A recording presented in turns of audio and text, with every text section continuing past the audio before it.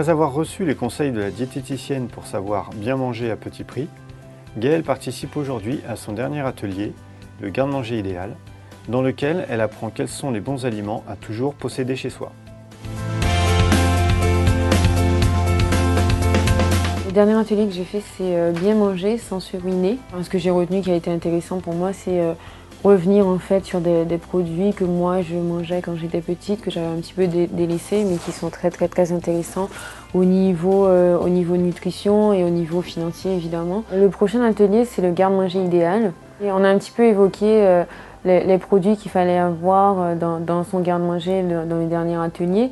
Mais je pense qu'aujourd'hui, ça va être un petit peu plus en détail. Qu'est-ce qu'il faut avoir dans son placard pour pouvoir rapidement faire un repas bon, je pense.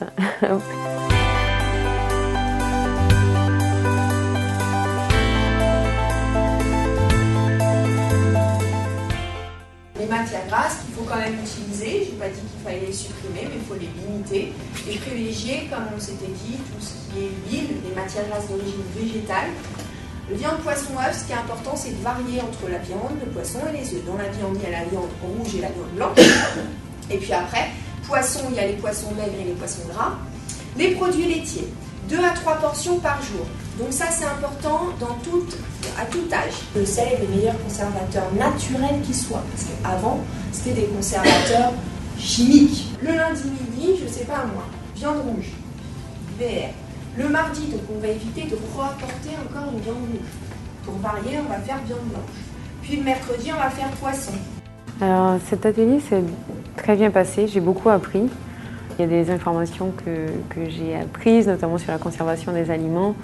On a vu également comment éviter le gaspillage, comment répartir ces repas sur toute la semaine, comment les planifier.